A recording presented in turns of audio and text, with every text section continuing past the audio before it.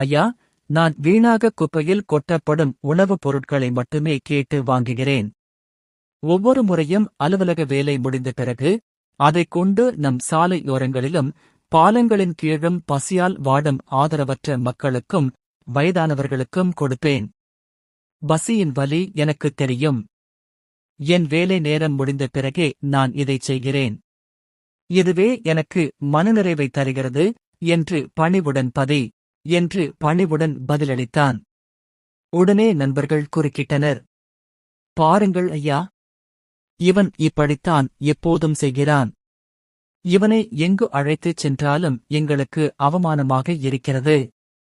இவன் காரணமாக எங்கள் மதிப்பு குறைகிறது என்று மீண்டும் வலியுறுத்தினர். நண்பர்களின் இந்த இருமாந்த பேச்சைக் கேட்டு முதலாளி சண்முகம் உரக்கச் சிரித்தார். அவர் சுபாஷைப் பார்த்து புன்னகைத்தபடி நண்பர்களிடம் திரும்பினார்.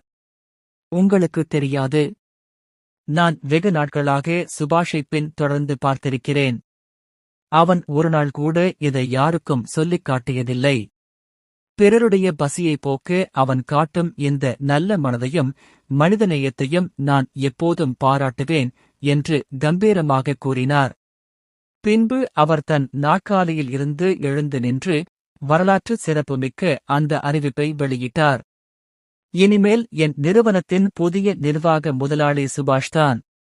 நண்பர்கள் அதிர்ச்சியில் உறைந்து நிற்க முதலாளி சண்முகம் தனது அழகான இளம் வயது மகளை அழைத்தார். மகளின் பெயர் ரேணுகா. ரேணுகா உள்ளே வந்ததும் சண்முகம் ஐயா சுபாஷைக் காட்டி, ரேணு, உனக்காக நான் பார்த்த மாப்பிள்ளை இவர்தான். இவர் பெயர் சுபாஷ். நான் பணம், பதவி இரண்டையும் பார்த்து உனக்கு மாப்பிள்ளை பார்க்கவில்லை. ஒரு கோடீஸ்வரனுக்கு உரிய தகுதி, கருணையும் நல்ல மனமும்தான் என்று நம்புகிறேன். இவர் அதை நிரூபித்திருக்கிறார் என்று பெருமிதத்துடன் மகளுக்கு அறிமுகப்படுத்தினார். சாதாரண அலுவலக ஊழியனாக இருந்து மற்றவர்கள் கேலிக்குள்ளாக்கிய சுபாஷுக்கு அவரது எல்லையில்லா கருணையின் காரணமாக கோடீஸ்வரனின் மகள் மனைவியாக கிடைத்தாள். இவன் அவமானப்படுத்தப்பட்ட இடத்தில் மாபெரும் மரியாதையும் உயர்ந்த பதவியும் பரிசாக கிடைத்தன.